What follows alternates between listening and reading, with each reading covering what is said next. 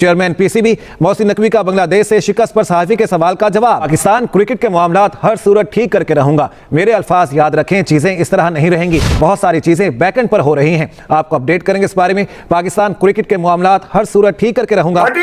पजामे साले ये कभी भी पाकिस्तान को ऊपर लेके नहीं जाएंगे। इनके पैसे काटो मोहसिन नकवी, ये जिल्लत के बीमार है, जिल्लत की दुकान है। तुमने हाथ जोड़े थे इनके लिए, 24 करोड़ तुम्हारे आगे हाथ जोड़ा है मोहसिन नकवी। बाहर करो ऐसी की तैसी। ये पहली दफा नहीं हुआ है कि 5th day of test cricket में पाकिस्तान जो है उसके तितर बितर हो गई, पड़खच्चे उड़ गए। कभी बैटिंग फ्लॉप शो हो जाता है, कभी बॉलिंग जो है नाजुक मराइल पे खराब बॉलिंग हो जाती है। और साबिक वफाकी वज़ीर फवाद चौधरी ने बांग्लादेश के हाथों पाकिस्तानी टीम की शिकस्त और चेयरमैन पीसीबी मोहसिन नकवी के बयान पर इंतहाई मुख्तसर तबसरा किया है। उन्होंने सिर्फ ये कहा है, सर आपका विजन है। हसीना का लड़का पेल क्या बोलूं मैं अभी यार, छेड़ले हसीना के लड़के। अबे इनकी सियासतों ने पाकिस्तान की क्रिकेट को यहाँ लाके खड़ा कर दिया। अजीब और गरीब ये स्टोरी बन जाती है जैसे ही प्रेशर पड़ता है इस टीम पे। तो एक तो मुझे लगता है कि सीरियस प्रॉब्लम है, एक तरह से जो आपका एक बिलीफ सिस्टम है ना, वो कहीं ना कहीं ऑफ हो जाता है जैसे ही प्रेशर पड़ता है। बाबर आजम को और शहीन शाह अफरीदी को आप ड्रॉप करें पाकिस्तान की टीम से। कोई जरूरत नहीं है फिलहाल इन मीडियोकर प्लेयर्स को खिलाने की जो एवरेज प्लेयर बन चुके हैं, और इनको एक वेकअप कॉल नहीं, शटअप कॉल देने की जरूरत है। बाबर इसलिए कसूरवार है कि पाकिस्तान का नंबर 1 बैटर है, वो परफॉर्म नहीं करेगा तो फिर क्या आप एक्सपेक्ट करोगे नसीम शाह बैटिंग में करेगा? दुनिया सोच रही है पाकिस्तान बांग्लादेश से हार गया, और मैं सोच रहा हूं ये स्याह दिन कैसे हुआ। आपको लग रहा है कि पाकिस्तान क्रिकेट का ये स्याह दिन है? ये कैसे स्याह दिन हो सकता है? एक टेस्ट प्लेइंग नेशन आपको हरा रही है, आप तो उनसे भी हारे हैं जिनसे सवाल ही पैदा नहीं होता था। क्या इसका कोई इलाज है आपके पास? जो पाकिस्तान की क्रिकेट हो रही है, चाहे वो T20 हो, चाहे वनडे हो, चाहे टेस्ट मैच। अब तो टेस्ट मैच भी आप अपने होम ग्राउंड पे आ गए ना। इंग्लैंड से तो आप हारे, अब तो आप बांग्लादेश से आ गए। इसके बाद आपकी इंग्लैंड सीरीज है।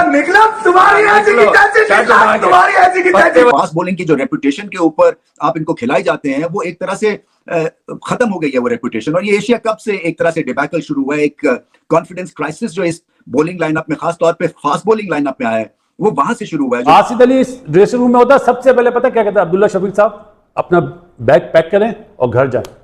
अब्दुल्ला शफीक के शॉट ने पाकिस्तान को ये मैच हरवाया है। पाकिस्तान में आके इन कंडीशंस में आप बांग्लादेश से टेस्ट मैच हार जाएं और फिर कंडीशंस ठीक रीड ना करें, मुझे अफसोस इस चीज का है।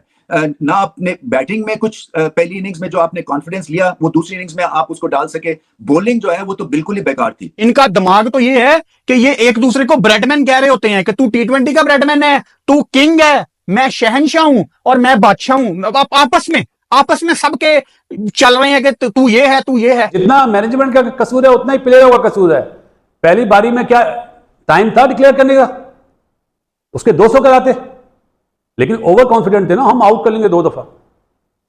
अरे भाई, आउट बोलने में और करने में बहुत फर्क होता है। जय हिंद दोस्तों। तो दोस्तों, पाकिस्तान टीम की मिली बांग्लादेश से शर्मनाक हार के बाद पाकिस्तान क्रिकेट बोर्ड के चेयरमैन मोहसिन नकवी का कहना है कि हम इस हार का बदला बांग्लादेश से जरूर लेंगे, लेकिन जो खिलाड़ी हमारे टीम में रहकर प्रदर्शन नहीं कर रहे हैं उनको हम टीम से बाहर निकालेंगे, क्योंकि हमें पता है कि कौन से खिलाड़ी प्रदर्शन कर रहे हैं और कौन से खिलाड़ी प्रदर्शन नहीं कर रहे हैं। जिसको लेकर पाकिस्तानी मीडिया का कहना है कि सबसे पहले बाबर आजम, शाहीन शाह अफरीदी, मोहम्मद रिजवान जैसे बल्लेबाज और गेंदबाजों को इस टीम से बाहर निकालने की जरूरत है, क्योंकि इनके रहते हुए पाकिस्तान की टीम बांग्लादेश जैसी टीम से अपने होम सॉइल पर हार रही है। तो अगर हम दूसरे देशों में जाएंगे तो हमारा क्या हाल होगा, आप इससे अंदाजा लगा सकते हैं। ये जिल्लत के कुएं में डबो दो, दफना दो इनको।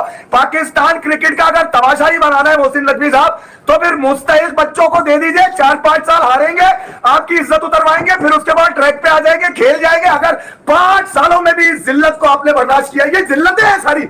आप 50 साल में हसीना के लड़के हसीना का लड़का पेल क्या बोलूं मैं अभी यार, छेड़ले हसीना के लड़के। अबे इनकी सियासतों ने पाकिस्तान की क्रिकेट को यहाँ लाके खड़ा कर दिया। यहाँ नहीं, नीचे फेंक दिया, घुस गई। मतलब कहने का बोलने का लाइनें तो अब हमारी माशाल्लाह चौधरी शाह पाकिस्तान के वो क्या है एक्चुअली देखे ना, ऐसा नहीं कहें कि हम लोग ओवर कॉन्फिडेंट थे। हाँ, ये थोड़ा सा यूं हो गया, अब हम ये करेंगे, हमें माफ कर दीजिए आप। अब हम ये करेंगे, हम एक दूसरे को उठाएंगे। मुझे बता, तेरे में से सोता कौन है जिसको तू उठाएगा? ये फिर एक दूसरे को उठाएंगे। ये एक और लानत बर्दाश्त करनी पड़ेगी सेकंड टाइम पे। खुद ही गिरते, खुद ही उठाते।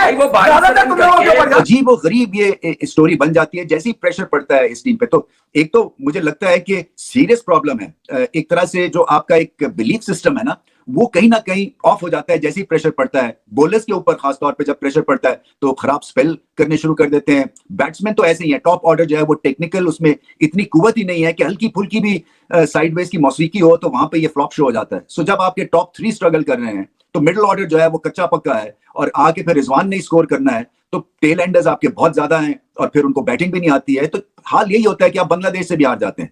क्रेडिट बांग्लादेश को बाय द वे इसलिए कि एक क्वेश्चन मार्क जो था वो यही था कि क्या ये दोनों इनिंग्स में एक सॉलिड परफॉर्मेंस दिखा सकेंगे, क्योंकि 5 दिन में जो लो रैंक टीम्स हैं वो एक्सपोज हो जाती हैं। पहली इनिंग्स अच्छी खेलेंगी तो दूसरी इनिंग्स ठीक नहीं खेलेंगी, या पहली इनिंग्स बॉलिंग अच्छी तो दूसरे में फ्लॉप। मगर बांग्लादेश ने दिखाया कि नहीं, उनके एक तो टेम्परामेंटली स्ट्रांग दिखे और फिर उसके बाद पाकिस्तान को पहली दफा पाकिस्तान में हरा गए। सो बहुत बड़ी परफॉर्मेंस है, उनको बहुत मुबारक हो। इनका दिमाग तो ये है कि ये एक दूसरे को ब्रेडमैन कह रहे होते हैं कि तू T20 का ब्रेडमैन है, तू किंग है, मैं शहनशाह हूं और मैं बादशाह हूं। आप आपस में सबके चल रहे हैं कि तू ये है, तू ये है।